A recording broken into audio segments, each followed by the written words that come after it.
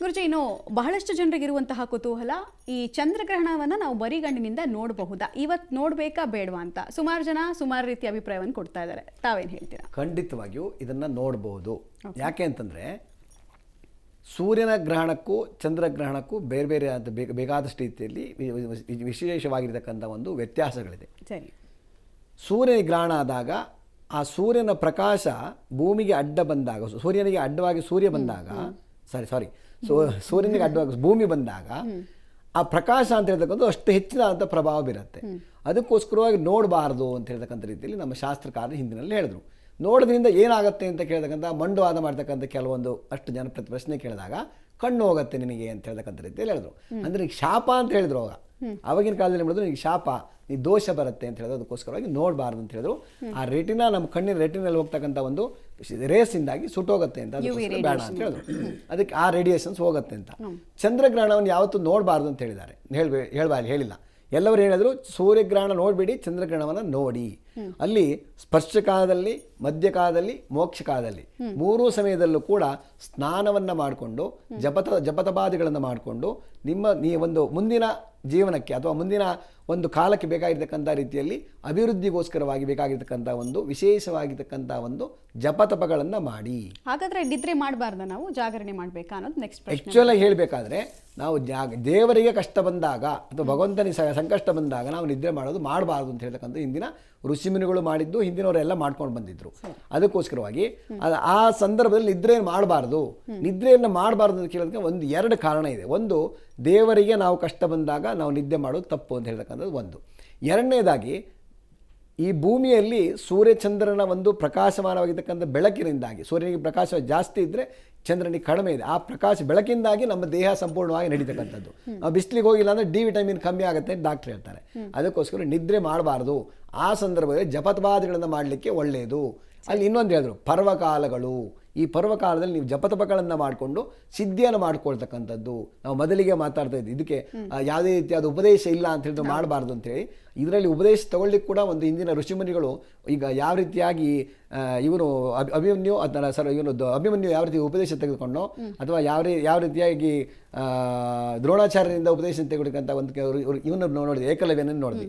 ಹಾಗೆ ದೇವರ ಎದುರು ಭಾಗದಲ್ಲಿ ನಮಗೆ ಬೇಕಾಗಿರ್ತಕ್ಕಂಥ ಒಂದು ಮಂತ್ರವನ್ನು ಬರೆದಿಟ್ಕೊಂಡು, ಆ ಬರೆದಿರ್ತಕ್ಕಂಥ ಒಂದು ಮಂತ್ರವನ್ನು ಒಂದು ಚೀಟಿಯನ್ನು ದೇವರ ಹತ್ರ ಇಟ್ಬಿಟ್ಟು ಒಂದು ಚೀಟಿಯನ್ನು ತನ್ನ ಹತ್ರ ಇಟ್ಕೊಂಡು, ಆ ದೇವರ ಹತ್ರ ಇಟ್ಟಿರ್ತಕ್ಕಂತಹ ಚೀಟಿಯನ್ನು ದೇವರೊಂದು ಕಲ್ಪನೆ ಮಾಡಿಕೊಂಡು ಉಪದೇಶವನ್ನು ತೆಗೆದುಕೊಂಡು ಮಾಡ್ತಕ್ಕಂಥದ್ದು ಮಾಡ್ಬೋದು ಅಂತ ಹೇಳ್ತಾರೆ. ಅದಕ್ಕೋಸ್ಕರವಾಗಿ ಈ ಸಂದರ್ಭದಲ್ಲಿ ಉಪದೇಶ ತೆಗೆದುಕೊಳ್ಳಿ ಕೂಡ ಒಳ್ಳೆಯದು ಅಂತ ಹೇಳ್ತಕ್ಕಂಥ ಹೇಳ್ಬೋದು. ಗುರುಜಿ, ಮಾತಾಡ್ತೀನಿ. ಗುರುಜಿ, ಈಗ ಸಾಮಾನ್ಯವಾಗಿ ಕೋವಿಡ್ ಟೈಮ್ನ ಒಂದು ಗ್ರಹಣವನ್ನು ಎಲ್ಲರೂ ಉಲ್ಲೇಖಿಸ್ತಾ ಇದ್ದಾರೆ, ಈ ಗ್ರಹಣ ಜೊತೆ ಕಂಪೇರ್ ಮಾಡ್ತಾ ಇದ್ದಾರೆ. ಆಗಲೂ ಗ್ರಹಣ ಬಂದಿತ್ತು, ಶ್ವಾಸಕೋಶದ ಸಮಸ್ಯೆಗಳ ಕಾಯಿಲೆಗಳು ಬಂತು. ಈಗಲೂ ಗ್ರಹಣ ಬರುತ್ತೆ, ಮುಂದೆ ನೋಡಿ ಆರೋಗ್ಯದ ಸಮಸ್ಯೆಗಳು ಬರಬಹುದು, ಜಾಗತಿಕವಾಗಿ ಬರುತ್ತೆ ಅಂತ. ನಿಜವಾಗ್ಲೂ ಹಾಗಿದೆಯಾ ಶಾಸ್ತ್ರ? 2022 ಇದೇ ಸೇಮ್ ಗ್ರಹಣ ಆಯಿತು, ಇವು ಮತ್ತೆ ರಿಪೀಟ್ ಆಗ್ತಿದೆ. ಹೀಗಾಗಿ ಇವಾಗ ಏನಾಗುತ್ತೆ ಅಂತಂದರೆ, ನಮಗೆ ಮಾನಸಿಕವಾಗಿ ಕೆಲವರಿಗೆ ಸ್ಕಿಜೋಫರ್ನಿಯಾ, ಹಿಸ್ಟೀರಿಯಾ, ಮತ್ತು ಪಾರ್ಕಿನ್ಸನ್ ಅಂತ ಈ ಥರದ್ದು ಬರುತ್ತೆ. ಮತ್ತು ಪ್ಯಾರಾಲಿಸಿಸ್ ಕೂಡ ಬರೋ ಚಾನ್ಸಸ್ ಉಂಟು. ಇದು ಒಂದು ಗ್ರಹಣದ ಒಂದು ಔಟ್ಪುಟ್ ಇದು. ಯಾಕೆಂದ್ರೆ ಅದು ಎಮಿಟ್ ಮಾಡುತ್ತೆ, ಡಿಸ್ಚಾರ್ಜ್ ಮಾಡುತ್ತೆ ಬ್ಯಾಕ್ಟೀರಿಯಾ ಆ್ಯಂಡ್ ವೈರಸ್ನ. ಇದು ಒಂದು. ಎರಡನೇದು, ನಾವು ಇದೆಲ್ಲ ನಮಗೆ ಕನೆಕ್ಟ್ ಆಗಬಾರ್ದು ಅಂದರೆ ಚಂಡಿ, ದುರ್ಗಾ ಮತ್ತು ಗುರುಗ್ರಹನ ಪೂಜೆ ಮಾಡಬೇಕು. ಗುರುಗ್ರಹ ಇವತ್ತು ನಾವು ಚಂದ್ರಗೆ ಅಧಿಪತಿಯಾದಂಥ ದುರ್ಗಿ ದೇವತೆ, ರಾಹುಗೆ ಅಧಿಪತಿಯಾದಂಥ ದುರ್ಗಿ, ಕಾಳಿ, ಮಹಾಕಾಳಿ ಮತ್ತು ಗುರುಗ್ರಹಕ್ಕೆ ಜಪತಪ ಮಾಡೋದ್ರಿಂದ ಇದರ ಸಿಂಪ್ಟಮ್ಸ್ ನಮ್ಮ ಬ್ಲಡ್ಡಲ್ಲಿ DNA ಒಳಗೆ ಅಟ್ಯಾಕ್ ಮಾಡೋದಿಲ್ಲ. ಒಂದು. ಎರಡನೇದು, ನಮ್ಮ ಈ ಒಂದು ಏನು ಗ್ರಹಣದಲ್ಲಿ ಔಟ್ಪುಟ್ ಏನಿದೆ ಅಂದರೆ ಯಾರೂ ಗಾಬರಿ ಆಗುವಂಥ ಅವಶ್ಯಕತೆ ಇಲ್ಲ. ಇದು ರಾಮನ ಕಾಲದ ನಡೀತಾ ಇರುವಂಥ ಒಂದು ಪದ್ಧತಿ. ಅದರಿಂದ ಜಗತ್ತಿನಲ್ಲಿ ಏನಾಗುತ್ತೆ ಅನ್ನೋದು ನಾನು ಕೊನೆಯಲ್ಲಿ ಮೆಸೇಜ್ ಹೇಳ್ತೀನಿ. ಇವತ್ತಿನಿಂದ 48 ದಿವಸ ಒಂದು ಮಂಡಲ ಅಥವಾ 108 ಇಲ್ಲ 90 ಡೇಸ್ನಲ್ಲಿ ಕೆಲವು ಮನೆಗಳಲ್ಲಿ ಗೃಹ ಕಲಹ ಆಗುತ್ತದೆ ಜಗತ್ತಿನಾದ್ಯಂತ. ಮತ್ತೆ ಆಫೀಸು ಕಚೇರಿಗಳಲ್ಲಿ ಜಗಳ, ಅಧಿಕಾರಿಗಳು ಕಾರಾಗೃಹವಾಸ. ಯಾಕೆಂದ್ರೆ ಕುಂಭರಾಶಿ ಅಧಿಪತಿ ಶನಿ ಕಾರಾಗೃಹಕ್ಕೆ ಅಧಿಪತಿ. ಕೆಲವರೆಲ್ಲ ಏನು ಮಾಡ್ತಾರೆ, ಜೈಲಿಗೆ ಹೋಗೋ ಯೋಗ ಇದೆ. ಆಮೇಲೆ ದೇಶ ವಿದೇಶಗಳಲ್ಲಿ ಸಣ್ಣ ಪುಟ್ಟ ಯುದ್ಧಗಳನ್ನು ಮಾಡಿ ಹಲವಾರು ಜೀವ ಜಂತುಗಳಿಗೆ ನಾಶ. ಬೆಂಕಿ ಅವಘಡಗಳು ಶುರುವಾಗತ್ತೆ. ನೆಕ್ಸ್ಟ್ ಒಂದು ವೀಕಿಂದನೇ ಪ್ರಾರಂಭ ಆಗತ್ತೆ. ಪ್ರಕೃತಿಯಲ್ಲಿ ಭೂಕಂಪನ ಅಂದರೆ ಶೇಕ್ ಆಗೋದು, ಭೂಮಿ ಶೇಕ್ ಆಗೋದು, ಮತ್ತು ಭೂ ಕುಸಿತಗಳಲ್ಲಿ ಇದು ರಾಹುಕಾರಕತ್ವದಿಂದ ಆಗುವಂಥದ್ದು. ಕೆಲವು ನಾಯಕರಿಗೆ ಯಾರು ತಹಶೀಲ್ದಾರ್ ಇರ್ಬೋದು, DC ಇರ್ಬೋದು, MLA ಇರ್ಬೋದು, ಕಾರ್ಪೊರೇಟ್ ಇರ್ಬೋದು, ನಾಯಕ ಅಂದರೆ ಜನಗಳನ್ನ ರಕ್ಷಣೆ ಮಾಡುವಂಥವ್ರು, ಅಂಥವ್ರಿಗೆ ಅಂಗವಿಕಲತೆ ಮತ್ತು ಕಾರಾಗೃಹ ವಾಸ ಆಗುತ್ತೆ. ಈ ಥರ ದೋಷಗಳು ಈ ಗ್ರಹದಿಂದ ನೆಕ್ಸ್ಟ್ ಮುಂದಿನ ಗ್ರಹದ ಚಂದ್ರಗ್ರಹಣದವರೆಗೆ ಈ ಸಿಂಪ್ಟಮ್ಸ್ ಇದ್ದೇ ಇರ್ತದೆ. ಇದ್ರ ಫಲ ರಿಸಲ್ಟು. ಆಮೇಲೆ ಎಲ್ರಿಗೂ ನಾನು ಹೇಳೋದೇನಂತ ಅಂತಂದರೆ, ಇವತ್ತು ಯಾರ್ಯಾರ ಮನೇಲಿ ನಿಮ್ಮ ತಾಯಿ ಇದ್ದಾರೋ ಅವ್ರಿಗೆ ಇವತ್ತು ಪಾತ್ ಪೂಜೆ ಮಾಡಿ ಅವ್ರು ನಮಸ್ಕಾರ ಮಾಡಿದ್ರೆ ಎಲ್ಲ ಗ್ರಹ ದೋಷ ನಿವಾರಣೆ ಆಗುತ್ತೆ.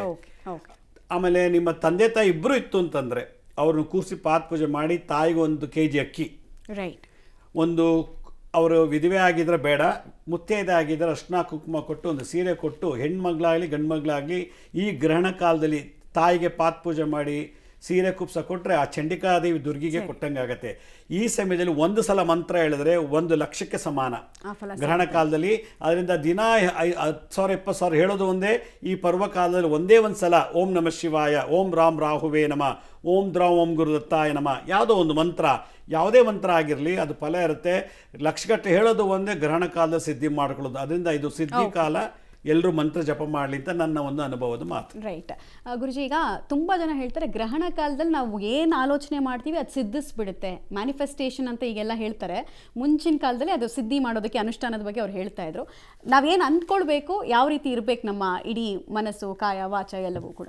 ಅದೇ ಒಂದು ಉದ್ದೇಶದಿಂದ ಹಿಂದಿನ ಕಾಲದಲ್ಲಿ ನಾವು ಯಾವತ್ತೂ ಕೂಡ ಧರ್ಮಶಾಸ್ತ್ರದಲ್ಲಿ ಹೇಳಿದ್ರು, ಗ್ರಹಣ ಪರ್ವಕಾಲಗಳಲ್ಲಿ ಜಪತಪಗಳನ್ನು ಮಾಡಿ ಧರ್ಮವನ್ನು ರಕ್ಷಣೆ ಮಾಡೋದಕ್ಕೆ ಏನು ಬೇಕು ಮಾಡಿ, ಅದನ್ನು ಮಾಡೋದ್ರಿಂದ ಖಂಡಿತವಾಗಿ ಒಳ್ಳೆಯದಾಗತ್ತೆ ಅಂತ ಹೇಳ್ತಕ್ಕಂಥ ರೀತಿಯಲ್ಲಿ ಹೇಳ್ತಾರೆ. ಅದಕ್ಕೋಸ್ಕರವಾಗಿ ಹಿಂದೆ ದಶರಥ ಮಹಾರಾಜ ಕೂಡ ಈ ಒಂದು ಗ್ರಹಣ ಕಾಲದಲ್ಲಿ ವಿಶೇಷವಾಗಿ ಭಗವಂತನ ಧ್ಯಾನ ಮಾಡೋದ್ರಿಂದ ಬೇಕಾದಷ್ಟು ರೀತಿಯಲ್ಲಿ ಬೇರೆ ಬೇರೆ ರೀತಿಯ ಅಂತ ಒಂದು ಅನುಕೂಲವನ್ನು ಪಡೆದಿದ್ದಾನೆ ಅಂತ ಹೇಳ್ತಕ್ಕಂಥದ್ದು ಆಗಿದೆ.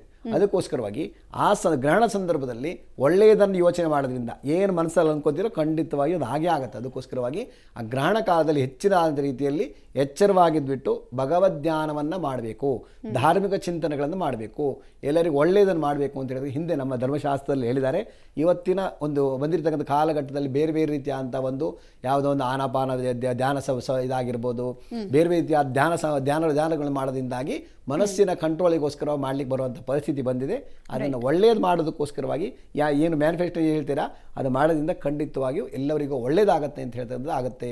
ಅದಕ್ಕೋಸ್ಕರವಾಗಿ ಯಾವುದೇ ಒಂದು ಕಾರಣಕ್ಕೂ ಕೂಡ ನಾವು ಇದುವರೆಗೆ ಕೇಳಿರ್ತಕ್ಕಂಥ ಧರ್ಮಗಳಲ್ಲಿ ಸರಿಯಾಗಿರ್ತಕ್ಕಂಥವ್ರು ಯಾರಿಗೆ ದಾನವನ್ನು ಮಾಡಬೇಕು ಅವರಿಗೆ ದಾನವನ್ನು ಮಾಡಿ ಭಗವದ್ ಧ್ಯಾನವನ್ನು ಮಾಡಿ ಎಲ್ಲರಿಗೂ ಕೂಡ ಒಳ್ಳೆಯದಾಗತ್ತೆ, ಶುಭವನ್ನಾಗುತ್ತೆ. ಯಾರು ಭಯ ಬೀಳೋಂಥ ಅವಶ್ಯಕತೆ ಇಲ್ಲ. ಶುಭವಾಗಲಿ. ಗ್ರಹಣದಿಂದ ಎಲ್ಲರಿಗೂ ಕೂಡ ಅಭಿವೃದ್ಧಿಯನ್ನು ಕೊಡ್ತಕ್ಕಂಥದ್ದು ಪರಿಹಾರೋಪಗಳನ್ನು ಮಾಡ್ಕೊಳ್ಳಿ, ಖಂಡಿತವಾಗಿ ಒಳ್ಳೆಯದಾಗತ್ತೆ ಅಂತ ಹೇಳ್ತಕ್ಕಂಥ ರೀತಿಯಲ್ಲಿ ಹೇಳ್ಬೋದು. ಓಕೆ, ಕೊನೆಯದಾಗಿ ಗ್ರಹಣದ ಪ್ರಭಾವ ಎಲ್ಲರ ಮೇಲೂ ಆಗುತ್ತಾ ಅನ್ನೋದು ಕೊನೆ ಪ್ರಶ್ನೆ ನಂದು. ಎಲ್ಲರ ಮೇಲೂ ಆಗುತ್ತಾ ಅಥವಾ ಕೆಲ ಆರಾಗಳು ಯಾರ್ದು ವೀಕ್ ಇರುತ್ತೆ ಅವ್ರ ಮೇಲೆ ಜಾಸ್ತಿ ಆಗುತ್ತಾ, ಹೇಗೆ ಅದು? ಎಲ್ಲ ಜಗದ್ಗುರು, ಸದ್ಗುರು, ಅವಧೂತರು, ಪರಮಹಂಸ, ಸಕಲ ಚರಾಚರ ಅಣು ತೃಣ ಕಾಷ್ಟಗಳಲ್ಲಿ ಇದು ಪೆನಿಟ್ರೇಟ್ ಆಗುತ್ತೆ, ಅಪ್ಲೈ ಆಗುತ್ತೆ. ಆದ್ದರಿಂದ ಈ ಒಂದು ಸಂದರ್ಭದಲ್ಲಿ 9:57ರಿಂದ 1:59 ಮಲಗಬಾರ್ದು, ರತಿ ಸಂಭೋಗ ಮಾಡಬಾರ್ದು, ಭೋಜನ ಮಾಡಬಾರ್ದು, ಲೌಕಿಕ ರಾಸಕ್ರಿಯೆಗಳು ಮಾಡಬಾರ್ದು. ಆಗೇನಾದ್ರು ಮಾಡಿದ್ದೇ ಆದರೆ ಗರುಡ ಪುರಾಣದ ಕರ್ಮಕಾಂಡದಲ್ಲಿ ಗ್ರಹಣ ಕಾಲದಲ್ಲಿ ಭೋಗಗಳನ್ನು ಅನುಭವಿಸಿದ್ರೆ 12 ಜನ್ಮಗಳ ಕಾಲ ನಾಯಿಯಾಗಿಡ್ತಾನಂತೆ. ಅದರಿಂದ ಇದೊಂದು ಎಚ್ಚರಿಕೆ ಗಂಟೆ. ವರ್ಷಕ್ಕೊಂದ್ಸಲ ಬರೋ ಈ ಚಂದ್ರಗ್ರಹಣ, ತಾವು ಯಾರೂ ಮಲಗಬೇಡಿ. ಈ ಸಂದರ್ಭದಲ್ಲಿ ಕುಡಿಯೋದು, ಸ್ಮೋಕ್ ಮಾಡೋದು, ಡ್ರಗ್ಸ್ ತೊಗೊಳ್ಳೋದು, ಮಸ್ತು ಮಜಾ ಮಾಡಬೇಡಿ. ಈ ಒಂದು ಆಪರ್ಚುನಿಟಿ ಮತ್ತೆ ಬರಬೇಕು ಅಂದರೆ ಇನ್ನೊಂದು ವರ್ಷ ಕಾಯಬೇಕು. ಈ ಒಂದು ಸಂದರ್ಭದಲ್ಲಿ ಕೂತ್ಕೊಂಡು ಧ್ಯಾನ ಮಾಡಿ, ಜಪ ಮಾಡಿ, ಒಳ್ಳೆ ಮಾತುಗಳನ್ನಾಡಿ, ಮತ್ತು ನಿಮ್ಮ ಕೈಲಾದಂಥದ್ದು ಏನಾರು ಇದೆ ಈ ಸಂದರ್ಭದಲ್ಲಿ ದಾನ ಕೊಡಿ. ಹಿರಣ್ಯ ದಾನ, ಸುವರ್ಣ ದಾನ, ವಸ್ತ್ರದಾನ. ಜಪ ಮಾಡೋಕ್ಕೆ ಬರಲ್ಲ, ಓದೋಕ್ಕೆ ಬರಲ್ಲ, ಮಂತ್ರ ಹೇಳಕ್ಕೆ ಬರಲ್ಲ ಅಂದರೂ ಕೂತ್ಕೊಂಡು 10 ನಿಮಿಷ ನೀವು ನಿಮ್ಮ ಬಗ್ಗೆ ನೀವೇ ಯೋಚನೆ ಮಾಡ್ತಾಯಿದ್ರೆ ಸಾಕು. ನಿಮ್ಮ ಮನೆ ದೇವ್ರು ನೆನೆಸ್ಕೊಳ್ಳಿ, ನಿಮ್ಮ ತಂದೆ ತಾಯಿ ನೆನೆಸ್ಕೊಳ್ಳಿ, ಪಿತೃದೇವತೆಗಳು ನೆನೆಸ್ಕೊಳ್ಳೋದು ಬಹಳ ಒಳ್ಳೆಯದು. ಯಾರಿಗೆ ಪಿಂಡ ಪ್ರದಾನ, ತಿಲತರ್ಪಣ ಕೊಡೋಕ್ಕಾಗಲ್ವೋ ಗ್ರಹಣ ಕಾಲದಲ್ಲಿ ಪಿತೃದೇವತೆ ಸ್ಮರಣೆ ಮಾಡಿದ್ರೆ ನಮ್ಮ ಗೋತ್ರ ಯಾರ್ಯಾರು ಸತ್ತೋಗಿದ್ರು ಆ ಪಿತೃದೇವತೆಗಳಿಗೂ ಕೂಡ ನರಕ ಯಾತ್ರೆಯಿಂದ ಬಿಡುಗಡೆ ಆಗುತ್ತೆ ಅಂತ ಸ್ವಯಂ ಮಹಾವಿಷ್ಣು ಗರುಡಗೆ ಉಪದೇಶ ಮಾಡ್ತಾರೆ. ಆದ್ದರಿಂದ ಈ ಒಂದು ಸಂದರ್ಭದಲ್ಲಿ ಎಲ್ಲರೂ ಯಾರು ಸನಾತನ ಧರ್ಮದಲ್ಲಿ ಹುಟ್ಟಿದ್ದೀರೋ, ಯಾರು ಹಿಂದೂ ಅಂತ ಹೇಳ್ತೀವೋ ಅವರು ಮಲಗಬೇಡಿ, ಮಸ್ತು ಮಜಾ ಮಾಡಬೇಡಿ. ಏನಾದ್ರು ಒಂದು ಭಜನೆ ಮಾಡ್ತಾಯಿದ್ರೆ ಅಲ್ಲೋ ಕೂತ್ಕೊಳ್ಳಿ, ಇಲ್ಲ ಒಂದು ಒಳ್ಳೆ ಪುಸ್ತಕ ಓದಿ, ಸ್ವಾಧ್ಯಾಯ ಮಾಡಿ, ಏನಾದ್ರು ಒಂದು ಒಳ್ಳೆ ಪುಸ್ತಕ ಓದಿ, ಒಳ್ಳೆ ಮಾತಾಡಿ, ಅಥವಾ ಯಾವುದಾದ್ರು ಒಂದು ಭಗವದ್ಗೀತೆ ಏನೋ ಈ ಒಂದು 3 ಗಂಟೆಗಳ ಕಾಲ ಅವಧಿನಲ್ಲಿ ನಿಮ್ಮನ್ನೇ ನೀವೇ ಭಗವಂತನ ಅರ್ಪಣೆ ಮಾಡಿದ್ರೆ ಇನ್ನು ಬರೋ ಚಂದ್ರಗ್ರಹಣದವರೆಗೂ ನಿಮಗೆ ಎಲ್ಲ ಥರ ಭೋಗಗಳು ಪ್ರಾಪ್ತಿಯಾಗ್ತದೆ.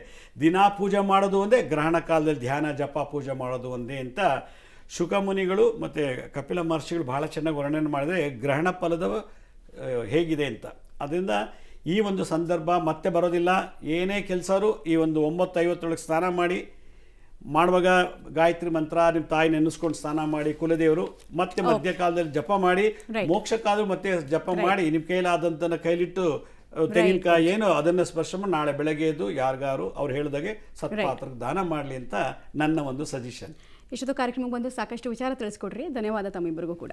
ಸರ್ವೇ ಜನಾಃ ಸುಖಿನೋ ಭವಂತು, ಸಮಸ್ತ ಸನ್ಮಂಗಲಾನಿ ಭವಂತು. ಇನ್ನು ವೀಕ್ಷಕರೇ, ಈ ಗ್ರಹಣ ಆಚರಣೆ ಅನ್ನೋದು ವೈಯಕ್ತಿಕ ಆಚರಣೆ, ವೈಯಕ್ತಿಕ ನಂಬಿಕೆ ನೆಲೆಗಟ್ಟಿನಲ್ಲಿ ನಡೆಯೋದು ಅಂತ ದೊಡ್ಡ ದೊಡ್ಡ ವಿಜ್ಞಾನಿಗಳೇ ಹೇಳಿದ್ದಾರೆ. ಧರ್ಮ ಮತ್ತು ಸೈನ್ಸ್, ವಿಜ್ಞಾನ ಇದೆಯಲ್ಲ, ಎರಡೂ ಕೂಡ ಅಷ್ಟೇ, ಒಂದನ್ನು ಬಿಟ್ಟು ಇನ್ನೊಂದು ಹೋಗೋದಕ್ಕಾಗಲ್ಲ. ಕುಂಟ ಮತ್ತು ಕುರುಡ ಹೋದಾಗ ಆಗುತ್ತೆ. ಹೀಗಾಗಿ ಎರಡರ ಬಗ್ಗೆ ಕೂಡ ನಮಗೆ ಅತೀವವಾದ ನಂಬಿಕೆ ಇರಬೇಕು. ಶ್ರದ್ಧೆ ಭಕ್ತಿಯಿಂದ ಆಚರಣೆಯನ್ನು ಮಾಡಿ. ಗ್ರಹಣದ ಫಲಾಫಲಗಳನ್ನು ನಂಬೋದು ನಿಮ್ಮ ವೈಯಕ್ತಿಕ ವಿಚಾರಕ್ಕೆ ನಾವು ಬಿಡ್ತೀವಿ.